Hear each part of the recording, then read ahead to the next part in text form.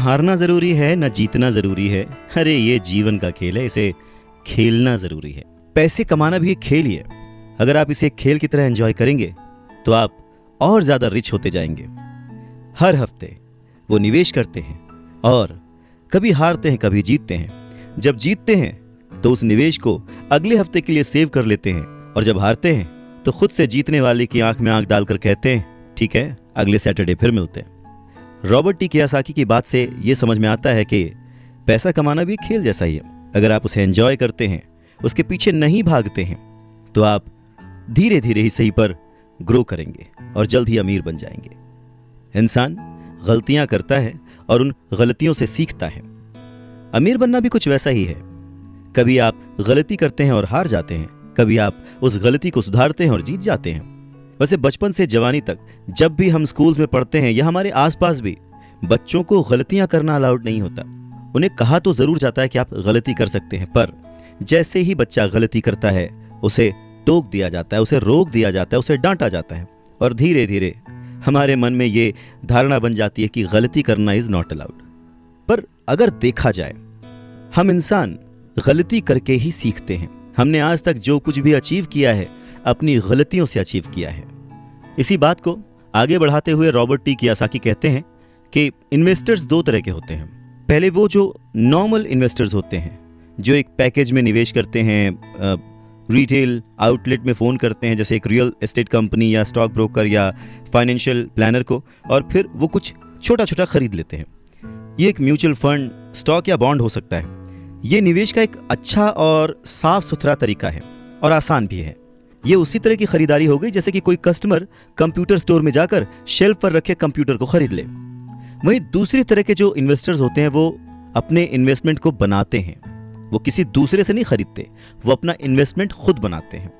इस तरह के इन्वेस्टर्स आमतौर पर अपने सौदों को असेंबल करते हैं। जिस तरह कंप्यूटर इंजीनियर कंप्यूटर के पुर्जों को असेंबल करते हैं, वो अलग अलग जगहों से सस्ते पार्ट्स लाते हैं और उन पार्ट्स से एक पूरा कंप्यूटर असेंबल करते हैं जो कि उन्हें बहुत सस्ता पड़ता है, और फिर वो उसे महंगे दामों में बेच देते हैं। ठीक उसी तरह से जो दूसरा निवेशक है वो आर्थिक अवसरों के पुर्जों को अच्छी तरह से ऑब्जर्व करता है। ठीक इसी तरह से जो दूसरा इन्वेस्टर है वो समय को पहचानता है और मौके की नज़ाकत को देखते हुए, अपने कमर्शियल फायदे को देखते हुए चीज़ों को इस्तेमाल करता है।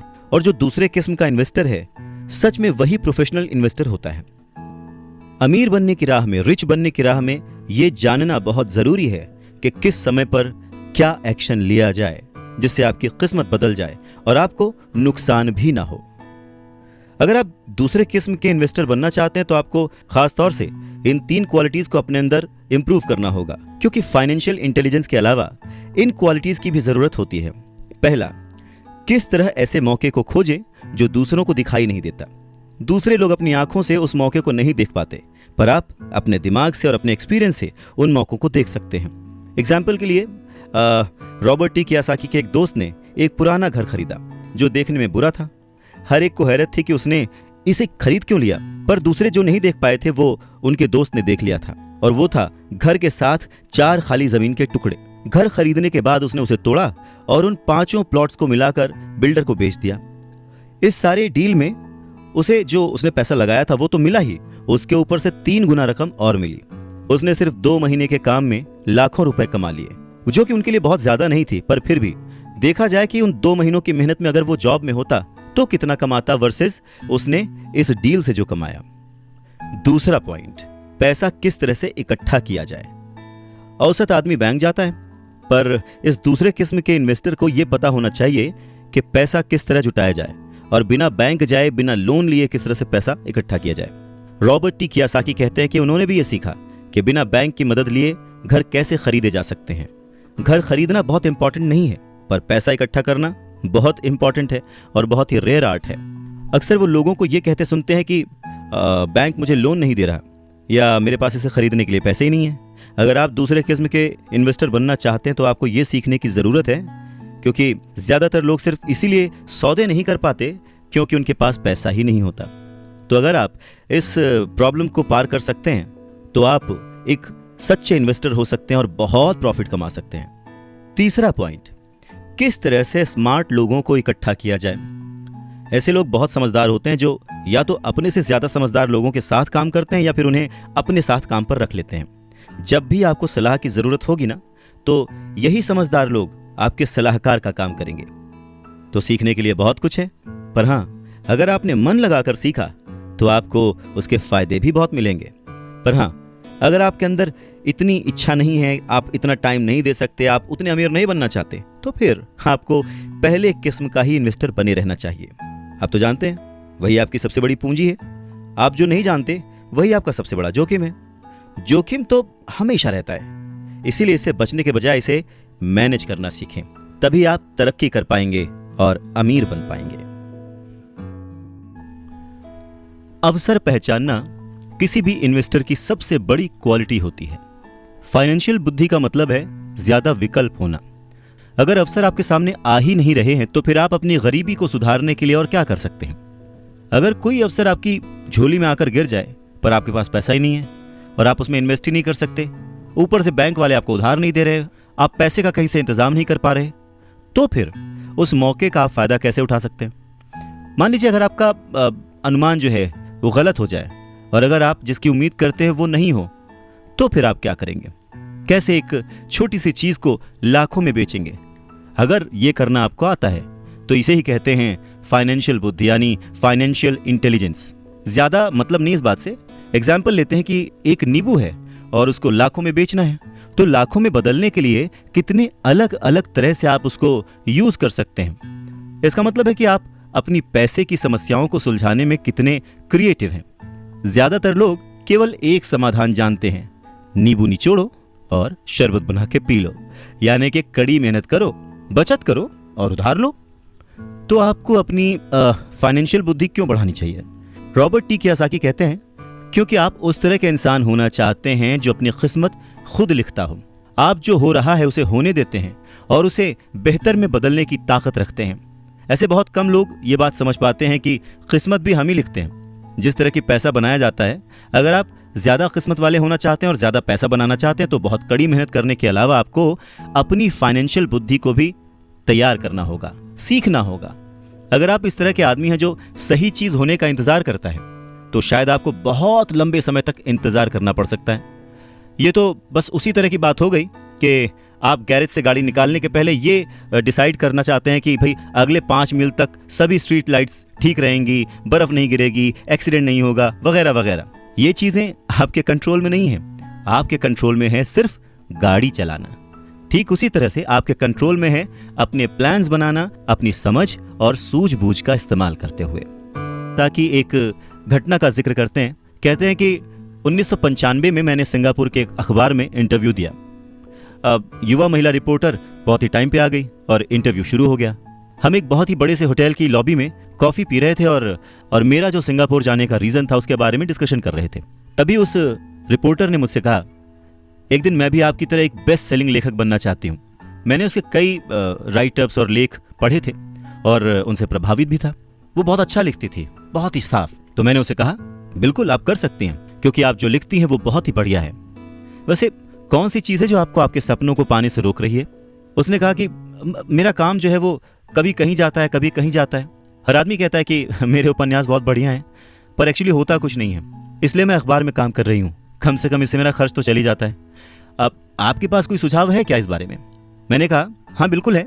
सिंगापुर में मेरा एक दोस्त है, वो एक स्कूल चलाता है जहाँ लोगों को बाइंग सेलिंग रिलेटेड ट्रेनिंग दी जाती है। वो सिंगापुर में कई बहुत ही बड़े बड़े कॉरपोरेशंस के लिए सेल्स ट्रेनिंग कोर्स चलाता है और मैं समझता हूँ कि उसके कोर्स में शामिल होने से आपका करियर बहुत ज़्यादा आगे चला जाएगा। ये बात सुनने के बाद वो थोड़ा सा रूखी हो गई। वो कहने लगी कि मतलब आप ये कहना चाहते हैं कि मुझे ये सब सीखने के लिए स्कूल जाना पड़ेगा? तो मैंने हाँ कह के सिर हिलाया और फिर उसे इस बात पर विश्वास ही नहीं हुआ कि मैं सचमुच उसे स्कूल जाने के लिए कह रहा हूँ। मैंने उसे कहा कि इसमें गलत ही क्या है, पर तब मुझे रियलाइज हुआ कि मुझे अपने शब्द वापस ले लेने चाहिए। उसे मेरी किसी बात का बुरा लग गया था शायद, और अब मैं सोच रहा था कि कितना अच्छा होता अगर मैंने उसे कुछ भी सुझाव नहीं दिया होता। उसकी मदद करने की कोशिश में मैंने वो सुझाव दिया था और अब मुझे खुद ही बुरा लग रहा था। उसने कहा कि मेरे पास इंग्लिश लिटरेचर में मास्टर्स डिग्री है, मैं सेल्समैन बनना सीखने के लिए स्कूल क्यों जाऊं? मैं एक प्रोफेशन में प्रशिक्षित होने के लिए स्कूल गई थी ताकि मुझे सेल्समैन ना बनना पड़े। अब वो अपना ब्रीफकेस ताकत से बंद कर रही थी और इंटरव्यू खत्म हो चुका था और उसकी बॉडी लैंग्वेज से पता लग रहा था कि वो नाराज थी। वहीं कॉफी टेबल पर मेरी एक बेस्ट सेलिंग बुक रखी हुई थी। मैंने उसे उठाया और उस लेडी के द्वारा लिखे गए नोट्स को भी अपने दूसरे हाथ में रखा। मैंने उसे कहा कि क्या आप इसे देख सकती हैं? मैंने उसके नोट्स की तरफ इशारा किया। उसने अपने नोट्स पर नजर डाली। क्या? उसने उलझन में कहा। एक बार फिर मैंने उसके नोट्स की तरफ जानबूझकर इशारा किया। जिस पर उसने लिखा था रॉबर्ट कियोसाकी, बेस्ट सेलिंग लेखक। यहां पर बेस्ट सेलिंग राइटर लिखा हुआ है, ना कि बेस्ट राइटिंग राइटर। तब रिच बनने की सोचते हैं, रिच बनने की ठानते हैं, अमीर बनने की कोशिश करते हैं, तो बहुत सारी बाधाओं को पार करना पड़ता है। तो उनके अनुसार अमीरी की राह में ऐसी 5 बाधाएं हैं जो लोगों को रोकती हैं आगे बढ़ने से। सो पहला कारण है डर, पैसा खोने के डर से पार पाना। रॉबर्ट टी कियोसाकी कहते हैं कि वो अपनी जिंदगी में ऐसे न जाने कितने अमीर लोगों से मिले हैं जिन्हें पैसे का नुकसान हुआ है, पर वो फिर भी अमीर हैं। पर ऐसे एक भी गरीब इंसान से नहीं मिले हैं जिसने अपनी एक दमड़ी भी खोई है अमीर बनने की राह में, इन्वेस्टमेंट की राह में। पैसा खो जाने का डर बहुत ही नेचुरल है, बहुत ही स्वाभाविक है। ये हर इंसान को होता है, अमीरों को भी होता है, गरीबों को भी होता है। पर प्रॉब्लम डर नहीं है, प्रॉब्लम है कि आप इस डर का सामना किस तरह से करते हैं। पैसा खोने के बाद की स्थिति से, उसकी सिचुएशन से किस तरह से बाहर आते हैं। आप अपनी असफलताओं को किस तरह से ट्रीट करते हैं, ये आपकी लाइफ में बहुत इंपॉर्टेंट है। ये आपकी लाइफ में केवल पैसे के बारे में नहीं है, बल्कि हर चीज के बारे में है। एक अमीर आदमी और एक गरीब आदमी के बीच का जो अंतर होता है वो बस यही होता है कि अमीर आदमी अपने डर से किस तरह से जीतता है और गरीब आदमी अपने डर से किस तरह से हार जाता है। लोगों के पैसा खोने का डर ठीक वैसा ही है जैसे कि मोटरसाइकिल से गिरने पर चोट लगने का डर।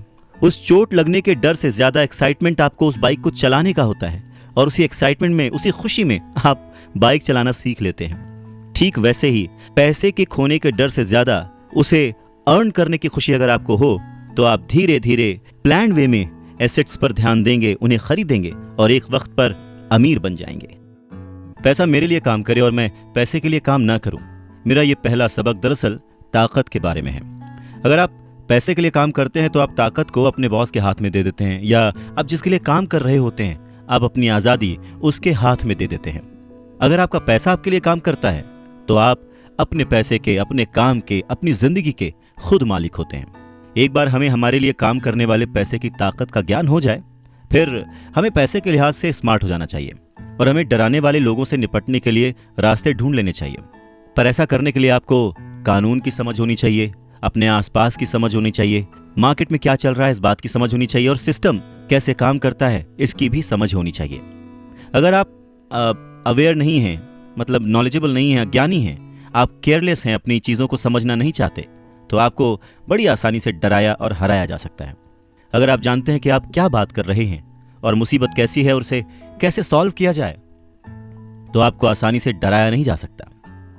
रॉबर्ट कियोसाकी के रिच डैडी हमेशा उन्हें ये कहा करते थे कि स्मार्ट बनो ताकि तुम्हें कोई भी कहीं से भी आके धक्का ना दे जाए, और उन्होंने अपनी जिंदगी में बस इसी उसूल को अपनाया था। वो कानून जानते थे क्योंकि वो कानून का आदर करते थे। वो कानून जानते थे क्योंकि कानून ना जानना बहुत महंगा साबित हो सकता था। अगर आप जानते हैं कि आप सही हैं तो आप किसी से भी उलझने से नहीं डरेंगे, आप किसी के भी सामने अपनी बात रखने से नहीं डरेंगे, चाहे आपका मुकाबला विश्व के सबसे ताकतवर आदमी से ही क्यों ना हो। तो रॉबर्ट टी कियोसाकी के जो पुअर डैड थे वो हमेशा उन्हें मोटिवेट करते थे कि वो कुछ भी करके एक अच्छी सी नौकरी कर लें, कॉरपोरेशन में किसी ऊंचे पद पर चले जाएं। और यही बात जब रॉबर्ट टी कियोसाकी ने अपने रिच डैड से शेयर की तो वो हंसे और उन्होंने कहा कि उस कॉरपोरेट लैडर पर चढ़ने की बजाय क्यों ना उसका मालिक ही बन जाया जाए। बचपन में रॉबर्ट टी कियोसाकी को यह समझ नहीं आया था कि कॉरपोरेशन के मालिक होने से रिच डैड का क्या मतलब था। पर मुद्दे की बात यह है कि अगर रॉबर्ट टी कियोसाकी के रिच डैड नहीं होते तो वो अपने पुअर डैड की बात मानकर किसी जगह नौकरी कर रहे होते। उनके रिच डैड ने बार बार याद दिलाया कि भीड़ के साथ चलने की जरूरत नहीं है, अपनी सोच रखो, अपनी समझ रखो और फिर अपनी जिंदगी की दिशा खुद तय करो। रॉबर्ट टी कियोसाकी अपनी कहानी कहते हैं कि जब तक मैं 25 साल का हुआ तब तक मेरे रिच डैड की सलाह मुझे समझ नहीं आती थी। उन्होंने कुछ दिन पहले ही मरीन कॉर्प्स छोड़ी थी और जेरोक्स कंपनी के लिए काम कर रहे थे। वहां उन्हें बहुत पैसा मिल रहा था, पर बार बार अपनी तनख्वाह को चेक करते थे और हमेशा निराश होते थे। टैक्स इतना ज्यादा कटता था कि उन्हें और ज्यादा काम करना पड़ता था अपनी जरूरतों को पूरा करने के लिए। धीरे धीरे वो सफल होने लगे, सक्सेसफुल होने लगे। तो उनके जो बॉसेस थे उन्होंने उनको प्रमोशन दी और सैलरी बढ़ा दी। उन्हें ये बात सुनकर बहुत अच्छा लगा और जैसे ही उन्होंने अपनी ये बात अपने रिच डैड से शेयर की तो उन्होंने कहा, अच्छा तो तुम्हारे बॉस अमीर बन रहे हैं, तुम्हारी कंपनी अमीर बन रही है, तुम किसके लिए काम कर रहे हो, तुम किसे अमीर बना रहे हो? तो बस 1974 में जेरोक्स के एक कर्मचारी के रूप में ही उन्होंने अपना पहला कॉरपोरेशन बनाया और अपने काम से काम रखना शुरू कर दिया। पहले से ही उन्होंने संपत्ति वाले कॉलम में कुछ चीजें लिख रखी थी और खरीद रखी थी, पर अब उन्होंने ये ठान लिया था कि उन्हें और ज्यादा बढ़ाना है, उन्हें अपने एसेट्स और बढ़ाने हैं और अपनी लायबिलिटीज को और कम करना है। जैसे जैसे वक्त बीतता गया, जैसे जैसे रॉबर्ट टी कियोसाकी पैसे को समझते गए, इसके गणित को समझते गए, इसके व्यवहार को समझते गए, उन्हें अपने रिच डैडी की सलाह समझ में आने लगी। एक बार उन्होंने अपने काम से काम रखने की ठान ली और अपनी संपत्तियां, अपने एसेट्स बढ़ाने शुरू कर दिए और एक बेहतरीन कर्मचारी बन गए। उनके पास अब एक लक्ष्य था। वो सुबह जल्दी जाते थे, मेहनत से काम करते थे, ज्यादा से ज्यादा पैसे कमाते थे और अपने रियल एस्टेट में इन्वेस्ट करते थे। और वो दौर भी ऐसा था कि उस समय नई नई चीजें, नए नए डेवलपमेंट्स हो रहे थे जिसमें संभावनाएं तलाश की जा सकती थीं। तो उन्होंने जेरोक्स मशीनें बेची। जितनी ज्यादा वो मशीनें बेचते उन्हें उतना ही ज्यादा फायदा होता, लेकिन वो फायदा उनकी जेब में नहीं जाता, वो फायदा जाता कंपनी को और रॉबर्ट टी कियोसाकी की जेब से कटता था टैक्स। ये बहुत ही मोटिवेशनल था। इस सिचुएशन में लोग हताश हो जाते हैं, पर रॉबर्ट टी कियोसाकी ने इसको पॉजिटिवली लिया और वो इस नौकरी के जाल से बाहर निकल आए। वो ये समझ गए थे कि उन्हें किस तरह से बाहर आना है, पर जल्दबाजी में उन्होंने नौकरी नहीं छोड़ी। धीरे धीरे सिर्फ 3 साल के समय में ही उन्होंने जेरोक्स कंपनी की तुलना में अपने छोटे से कॉरपोरेशन कंपनी से ज्यादा कमाना शुरू कर दिया था और उनका कॉरपोरेशन रियल एस्टेट में इन्वेस्ट करने वाली कंपनी थी और वो पैसा जो कि वो अपने एसेट से कमा रहे थे वो उन्हीं के लिए दोबारा काम कर रहा था। अब उन्हें फोटोकॉपियर बेचने के लिए दरवाजे दरवाजे जाने की जरूरत नहीं थी।